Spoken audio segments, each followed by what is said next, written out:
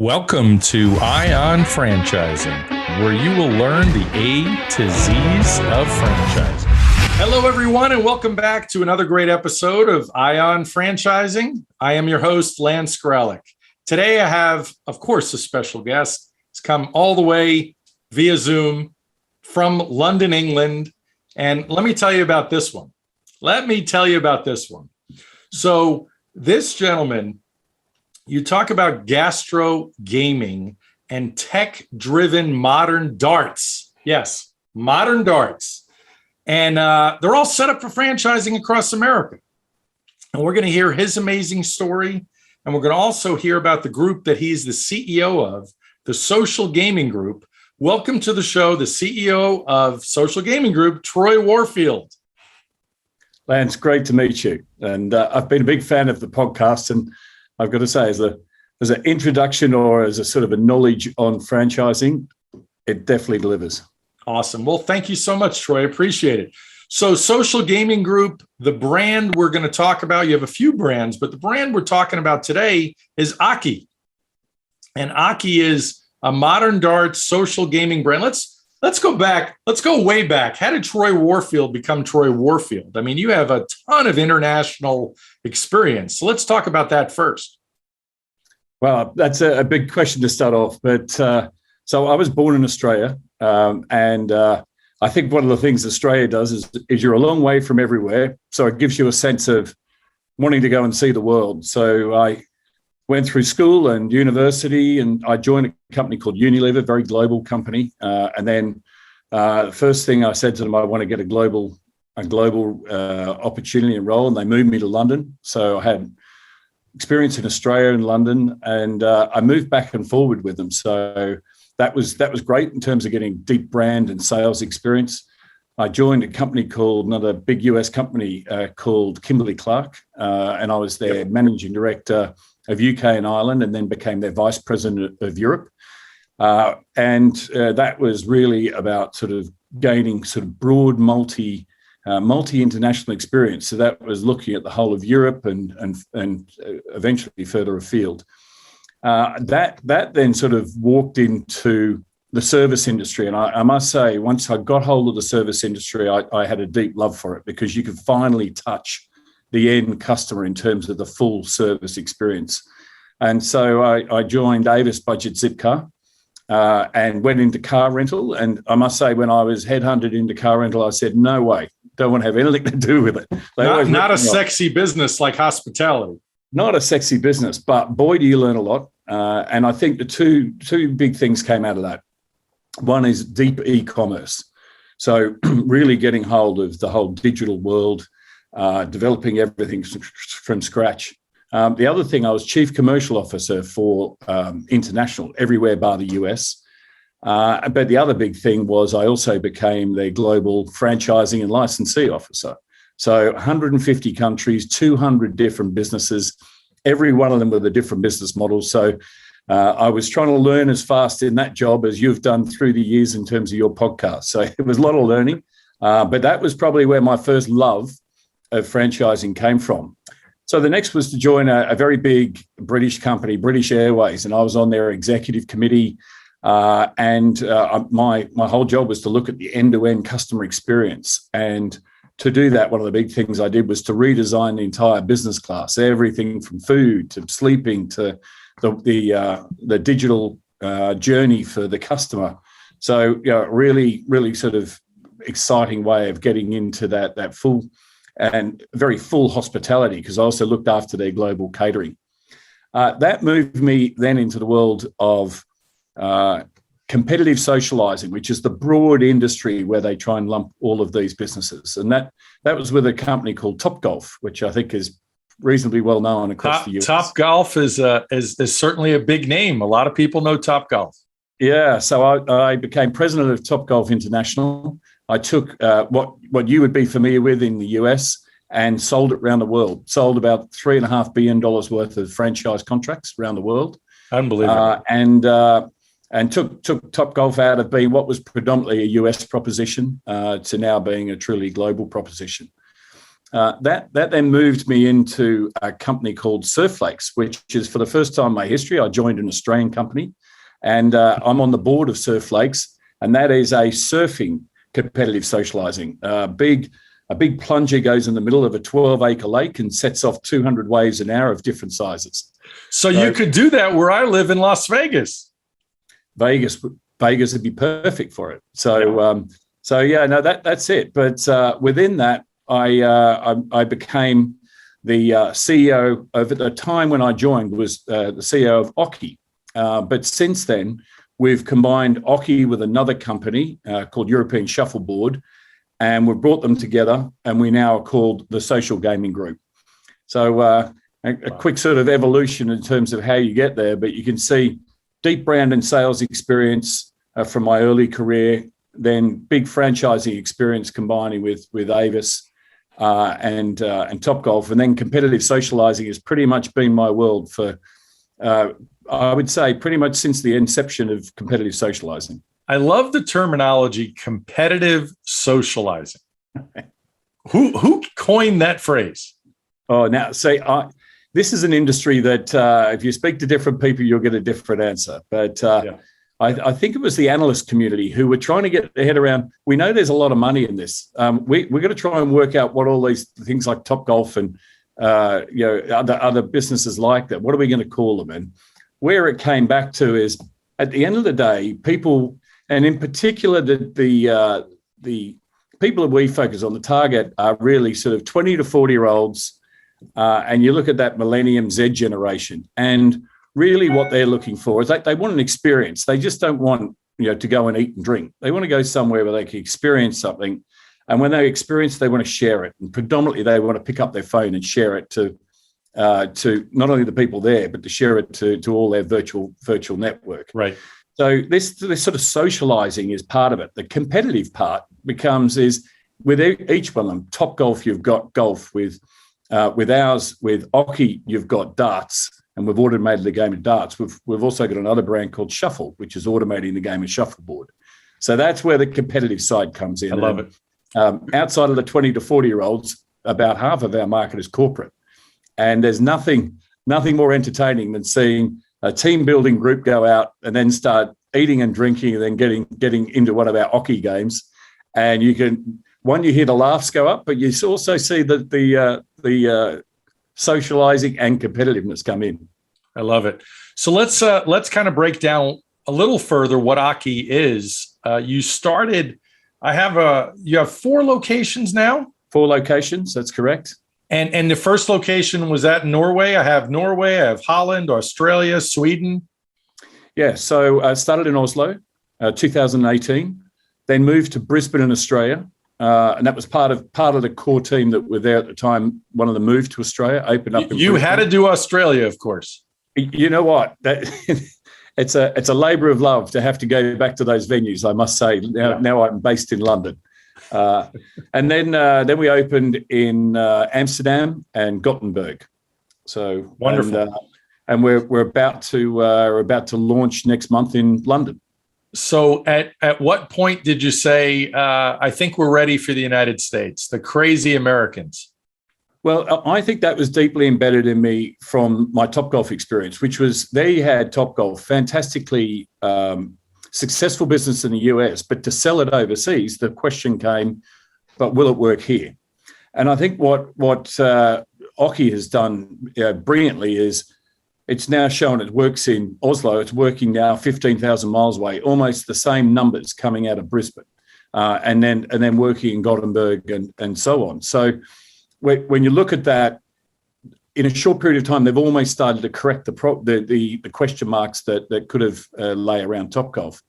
So when I look at that, and when I look at this millennial and Z generation insight of people wanting to socialize and people wanting to be engaged, the US is a prime market, and I think their engagement already in other forms of competitive socializing says, if we get the proposition right, which we are convinced by where we've been at the moment, then for franchisees in the US, we've got the opportunity for them to have a very successful financial model in that market. Yeah. One of the things, as you know, in franchising is people are always looking for, proof of concept, a pattern, obviously a history of success. And one of the things, your resume is obviously amazing. The fact that you were with Topgolf, I think you confirmed to yourself as the CEO a while ago that I would imagine Topgolf's numbers were pretty amazing in the United States.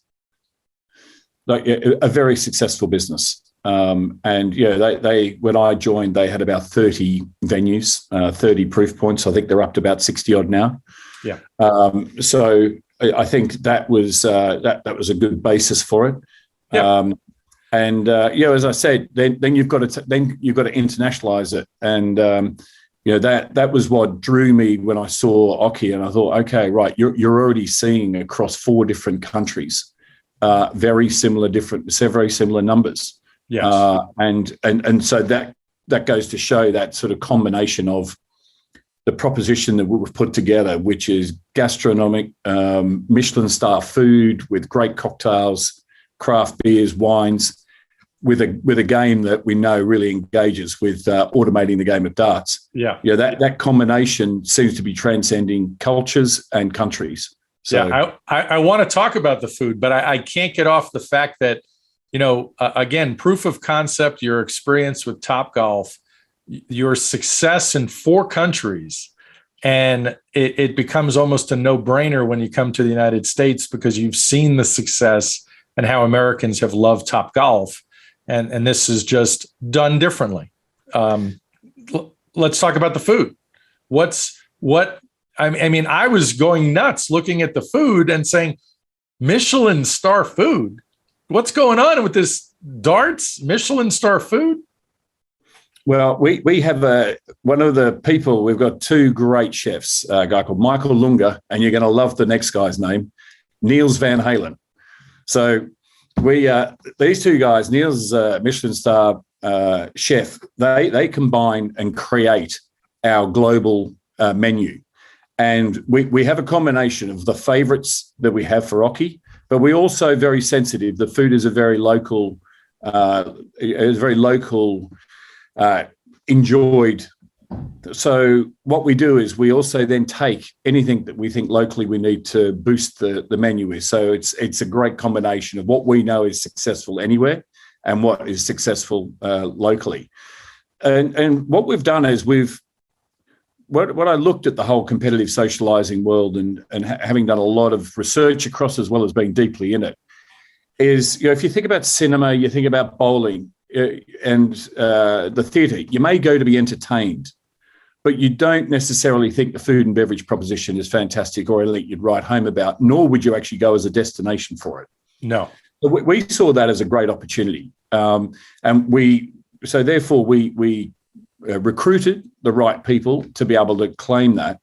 And then we've developed a menu that does things like ceviche and arancini balls and bao buns and sanchoy bao.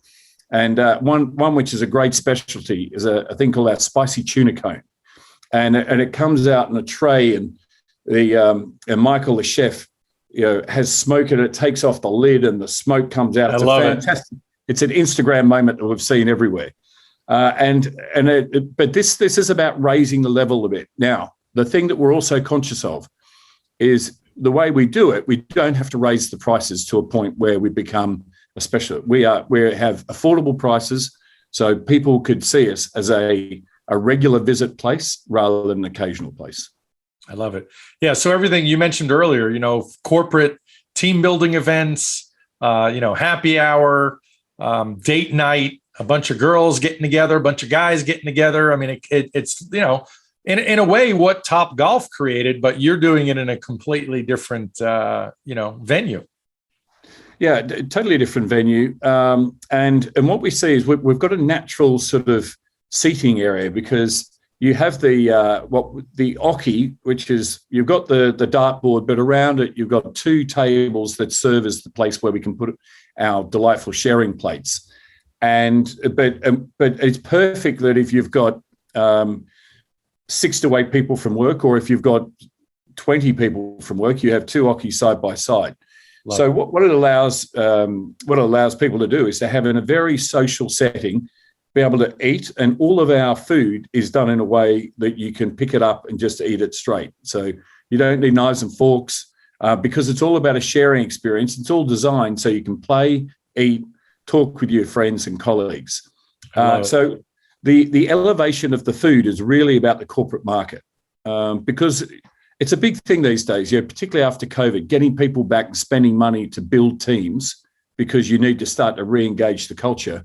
That money you have to think about, in which case you don't want your team to be disappointed by the food and beverage proposition that you have. So we firmly believe that when people go, they've got something that they'll thoroughly enjoy and come back for.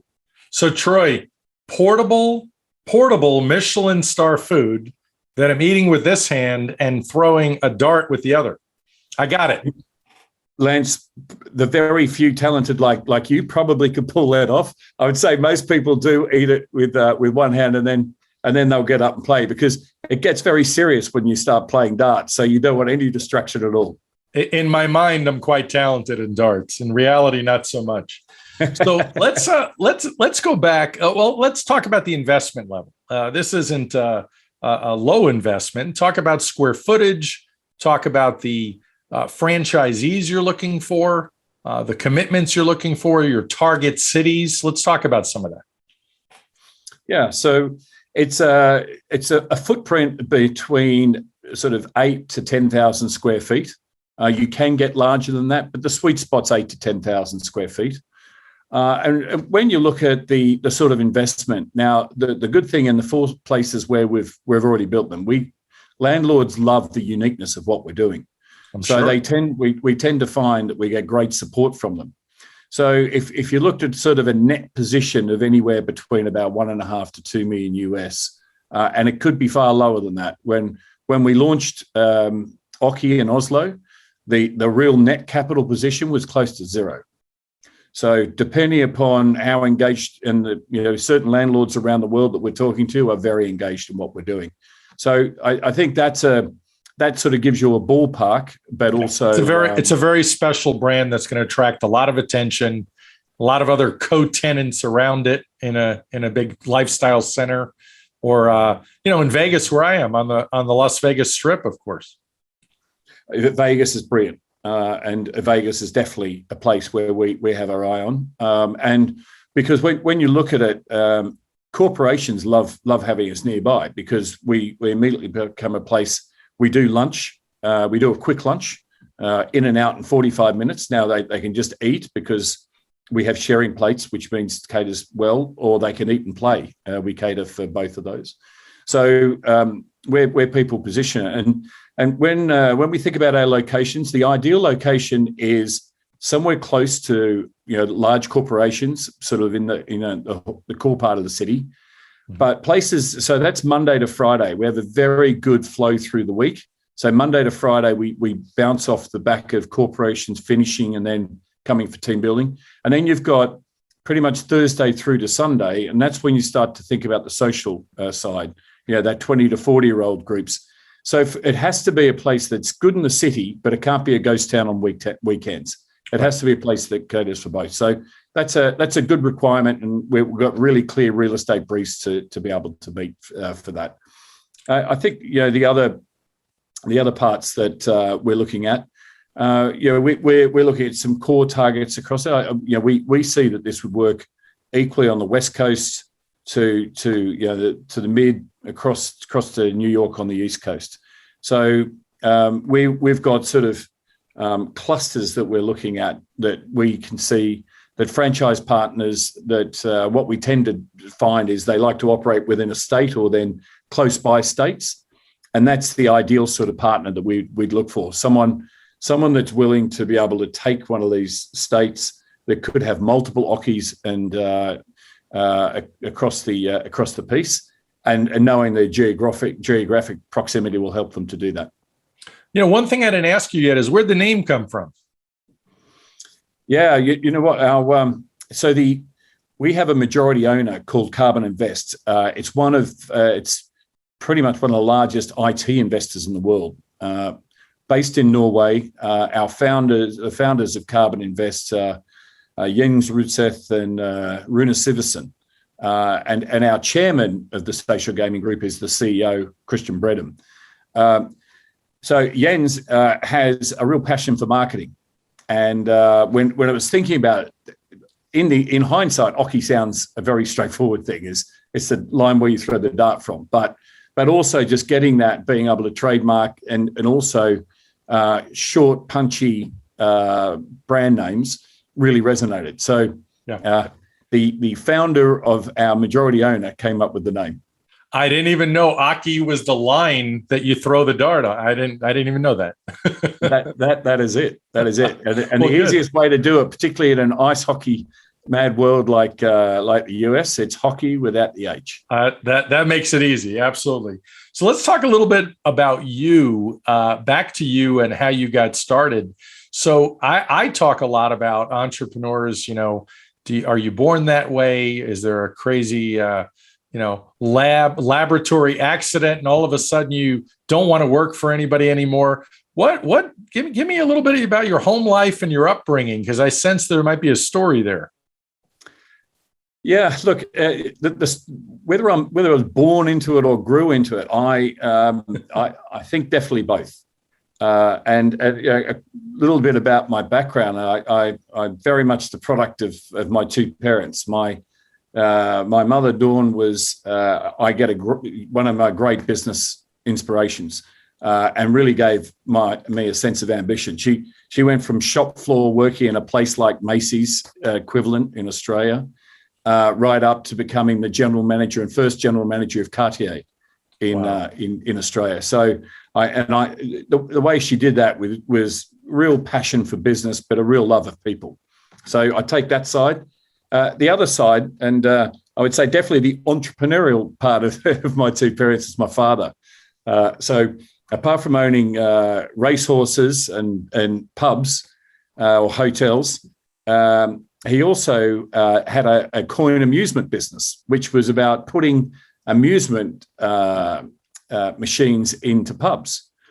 Now, whether I was born into it, whether that was sort of ingrained in me, but I now look many, many years to the future, and my job is I now run restaurants, pubs around the world, and our other part of our business, Social Gaming Solutions, is about putting some of these things into hospitality around the world.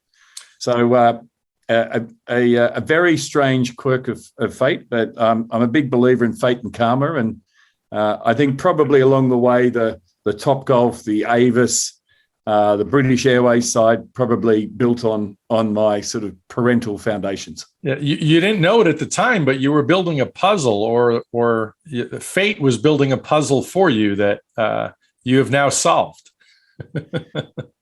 Yeah, and I guess you only learn that in time, don't you?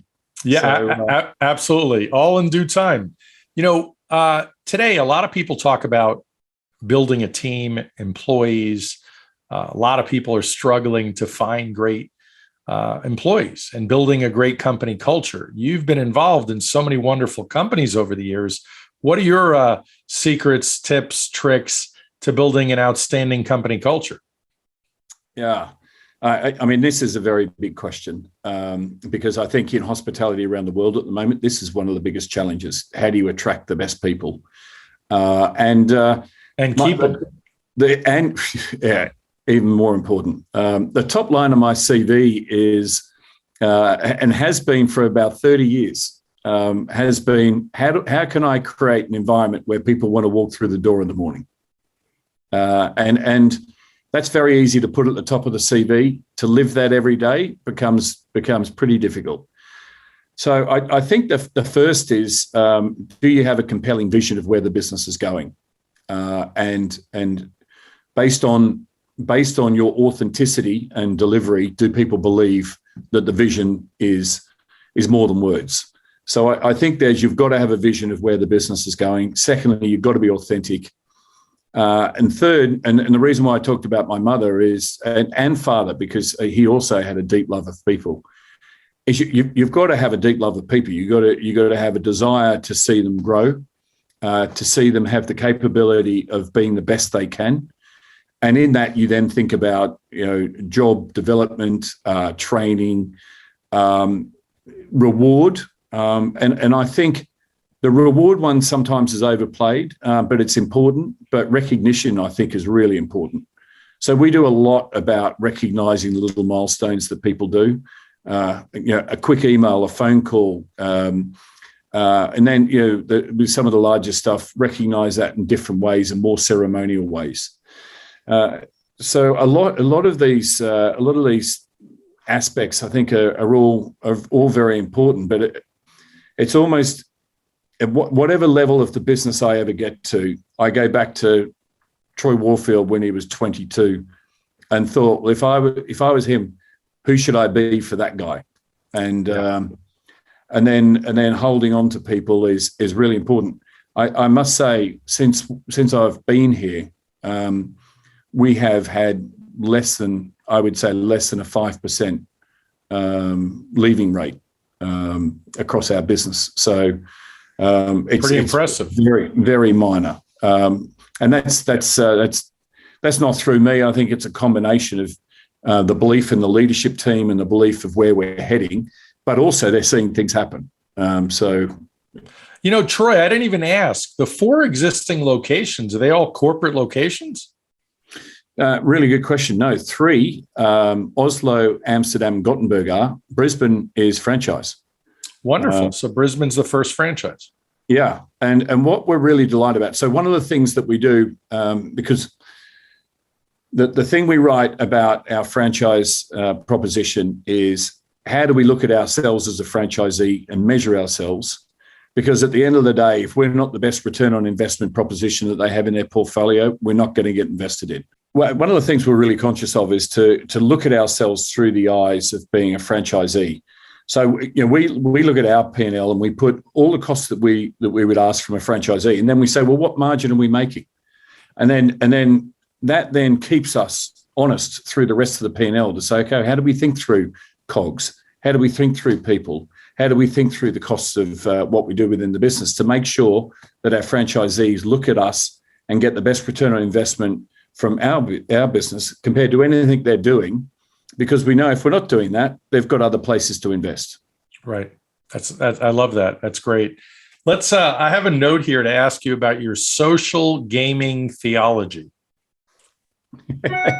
Social gaming theology. Well, look, I am a big believer, and I've seen it firsthand when I was at Topgolf and the interaction even at Surf Lakes, the surfing, is that people really do want to see a bit more than just sitting opposite each other now and eating and drinking. This sort of the gaming aspect just provides almost a fluidity to a social occasion. Aside from that, it's just fun. And I mentioned about seeing corporations, and it's always a little awkward when you start the night, because whilst you're working with people through the day, you're now with them socially.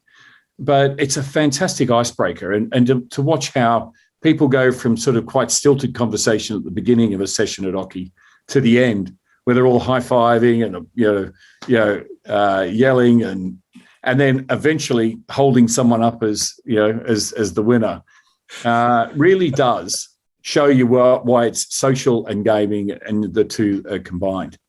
So I must say, since being involved with it, it really has become part of a way of thinking about business, and there's a real big advantage from a very practical P&L perspective, which is, if you think about F&B margins, we know across a variety of different propositions what range you've got.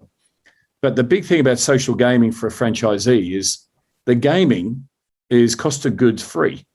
So pretty much the margin you're making on what you make out of gaming goes straight to the bottom line. Yeah. So immediately you're adding 3 to 5 EBIT points to any P&L that you're looking at. That's why I always love product mix. It's a mix of, you have some items that don't have a good food cost, don't have a good liquor cost, but you mix in gaming and all of a sudden you have the ability to make some money, right? Yeah, that's it. And, I was recently in Vegas at the multi-unit franchise conference. Yep. And it was quite interesting because we had a big stand. We stood out anyway. We also had Michael, my executive chef, cooking food. So we had lots of people eating the food.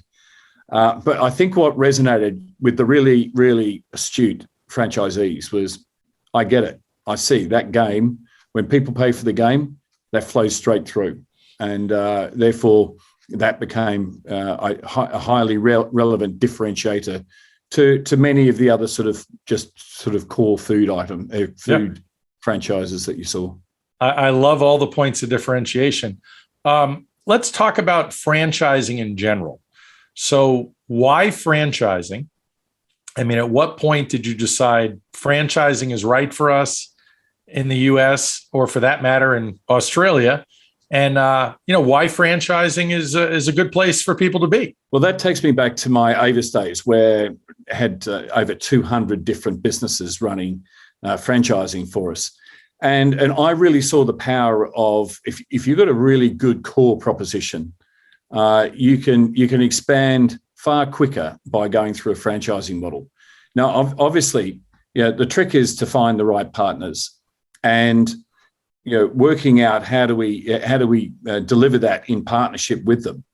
But what we want to grow, we want to grow fast. And yes, we've with Carbon Investors, our backers, we've got a lot of capital that could back us.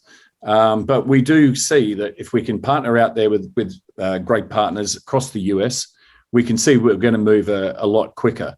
And some of my experience with Avis was some of the businesses you partner with have fantastic experience that we bring back into our business and make our business better.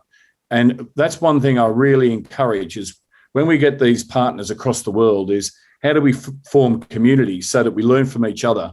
Because that way we know we can make the better returns for our franchisee overall. Yeah, I always tell people that, you're going to get great support when you're matched up with the right franchisor. You're going to get the great support and training and mentorship. A lot of people don't consider the best practices of other successful franchisees that you get to tap into, that essentially is included in your fee, so to speak. So you're a part of this amazing community that everybody has the same vested interest in watching each other grow. So I talk about that often. Yeah, I totally agree. I did that at Avis and brought through probably 10 of our best together, and everyone learned from each other. I did it again at Topgolf. Brought our top groups together, and it was just wonderful to watch the interaction of hospitality and of knowledge across the business. So, yeah. So Troy, with the social gaming group, the ownership group, and their vision, obviously there's big things going on. The recent acquisition, or I shouldn't say the acquisition, but the adding shuffle to the mix and the shuffleboard. So tell me about that and how that whole thing plays together and the vision. Perfect. Well, look, the social gaming group, sitting underneath that, we have our Oki brand, which is our automated darts. We now have a shuffle brand, automated the shuffleboard game, and we have a social gaming solutions, which is more our B2B offer, looking at putting this into broader hospitality. The social gaming group was therefore created, and the umbrella is our vision is we're a tech company in hospitality to create shared happiness for our guests. So shared happiness is an interesting phrase to put into a vision, but where it comes back to is deeply about how the proposition works. So when you come to an Oki, you're sharing drinks, you're sharing food, you're sharing the game, you're sharing the experience. And what we tend to find with 20 to 30-year-olds is they pick up their phone and they share it with everyone else virtually. I love it. No, it's on point for today and for the future. And everybody wants to have fun and everybody wants to be happy. Exactly. And, but I think that's the secret to life, isn't it? The pursuit of happiness. I think. Yeah. Troy, you've been outstanding. Any final thoughts or words of wisdom as we wrap up here? Look, I'm really, really excited about the fact that we're heading towards the US, and would really encourage franchisees. When you look at our proposition of F&B plus the gaming, which deliver you fantastic returns with a proven concept, and I've got a highly experienced team that I've been able to bring on board. I've got people from Five Guys, from Gordon Ramsay's restaurants, from IHG hotels. So a wide variety and deep technology and hospitality experience. So I firmly believe we've got in Carbon Invest the right backers, the team that I have sitting around, the right team to deliver this, and the right P&L and consumer proposition to really make any franchisees in the US very happy. There we go. We could end on the happiness quote. Shared happiness in business. I absolutely love it. Troy Warfield, thank you so much for. Hold on one second. I screwed that up and hit stop before I was done talking. And that's where we'll end today. Shared happiness in business. Troy Warfield, thank you so much for being here today. Lance, it's been an absolute pleasure. Pleasure is all mine. Thank you very much for listening today. Please like, follow, and subscribe. This is Lance Graulich. Until next time.